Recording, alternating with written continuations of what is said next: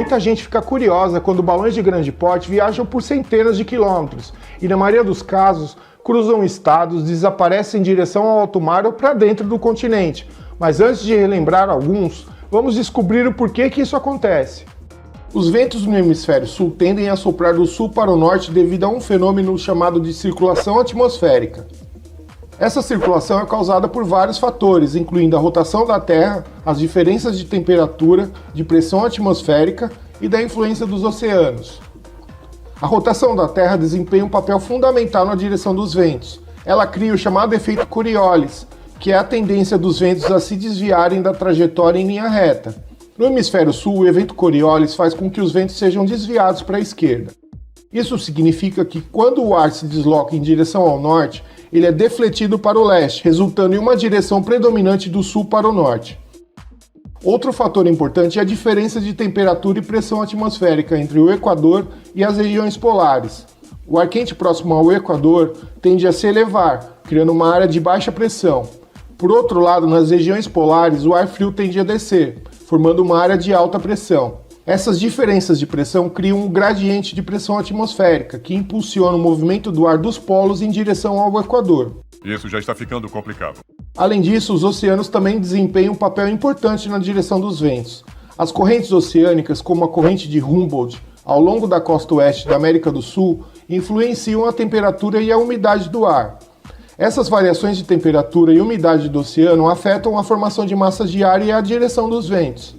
Em resumo, os ventos no hemisfério sul geralmente sopram do sul para o norte devido ao efeito Coriolis, às diferenças de temperatura, pressão atmosférica e a influência dos oceanos. Esses fatores combinados resultam na circulação atmosférica característica que observamos no hemisfério sul.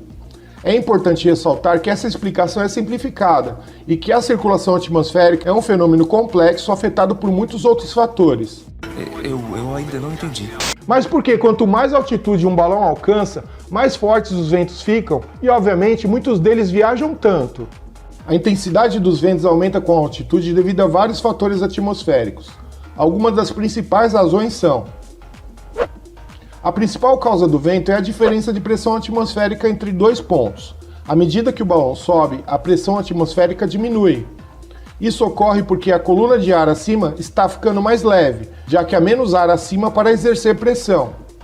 Essa diferença de pressão entre altitudes cria um gradiente de pressão, que impulsiona o movimento do ar em direção a áreas de baixa pressão. Portanto, quanto maior for a diferença de pressão entre dois pontos, mais fortes serão os ventos entre eles. Eu não sabia.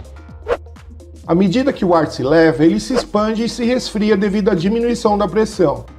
Esse processo é conhecido como adiabática.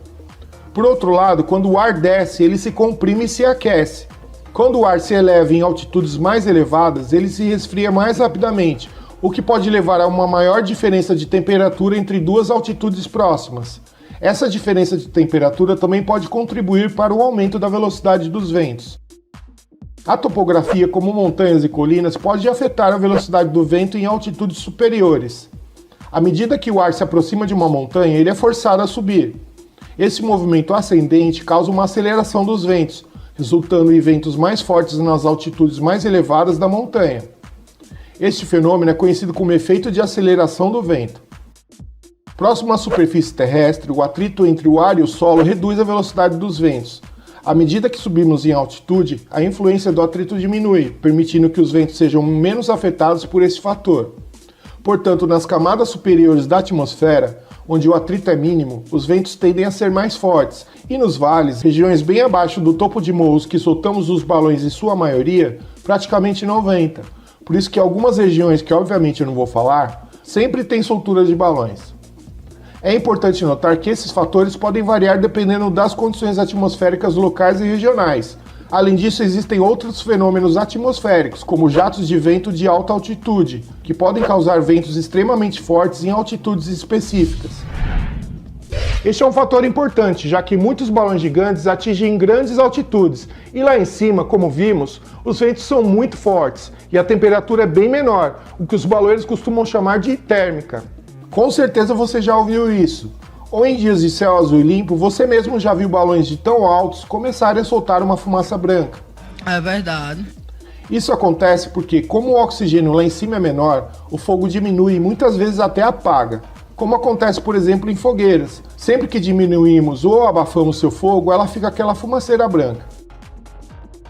Por isso, sempre que temos notícias de onde caíram esses balões, muitos deles são encontrados com uma boa parte da bucha inteira, algumas vezes apagada ou com um leve fogo interno, provando que até sem fogo, o calor do sol, mesmo em baixas temperaturas, aquece o ar interno e mantém o balão no ar por mais tempo, só vindo a descer mesmo com a chegada da noite.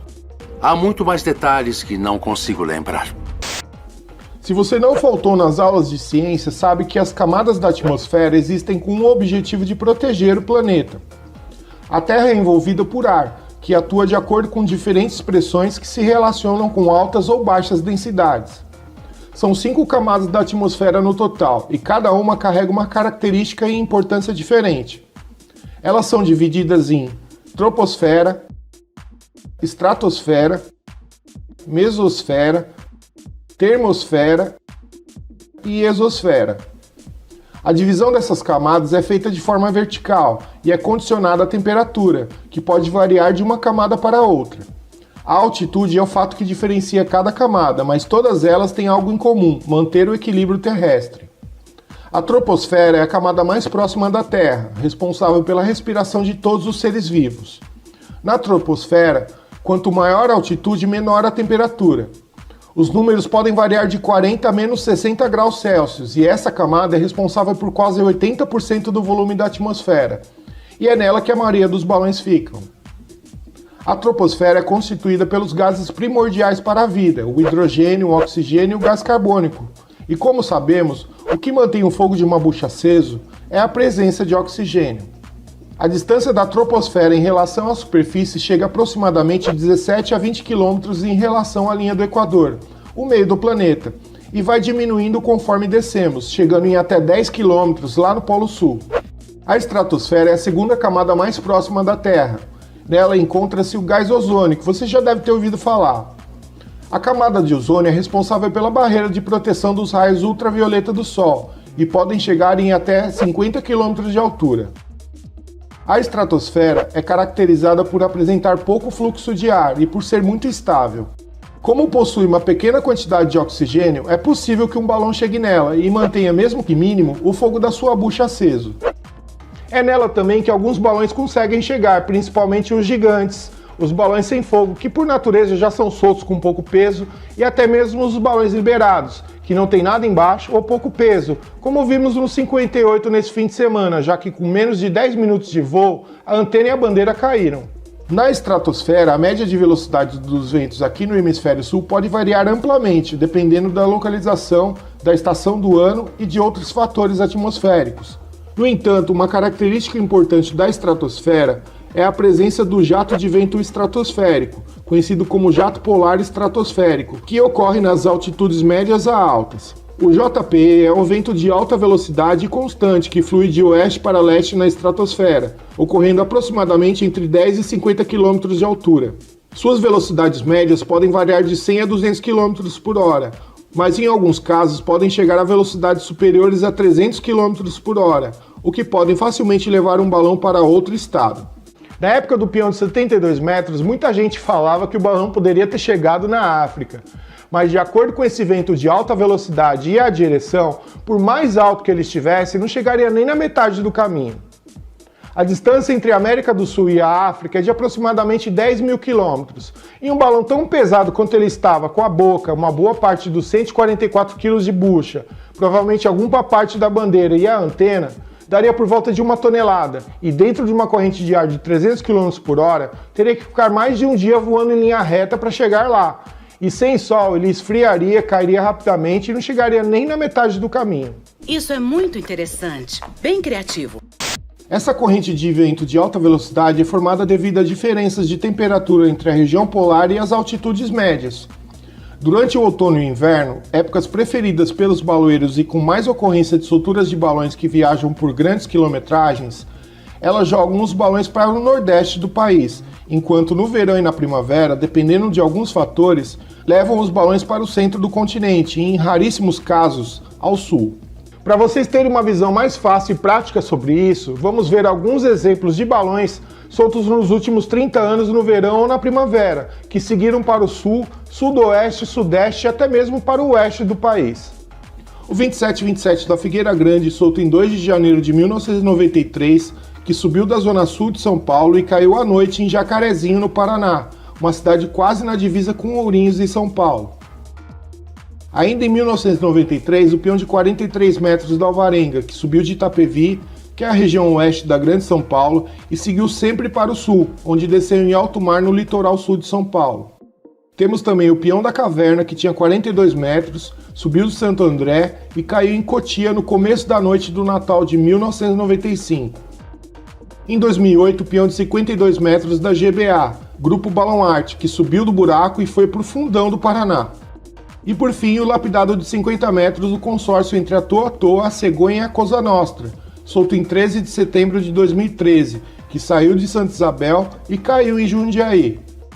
Já os balões soltos no outono e no inverno que seguiram para o norte e nordeste temos o Bagdá de 54 metros da TZN, solto em 18 de maio de 1997, que saiu de Itapevi e desceu em Minas Gerais, onde sua última notícia foi que ele caiu em algum lugar na região de São João del Rei. O 45 da Mania, em 3 de junho de 1999, que subiu de Nazaré Paulista e caiu em Cabo Frio, no Rio de Janeiro. O 45 dos Naipes, solto no dia da final da Copa de 2002, que subiu também de Itapevi e seguiu sentido Minas, mas desceu no meio do caminho em Bragança Paulista. O peão de 72 metros do Lelo e da Sandu, que saiu de Guararema e em poucas horas de voo já foi visto no Rio de Janeiro em direção ao alto mar.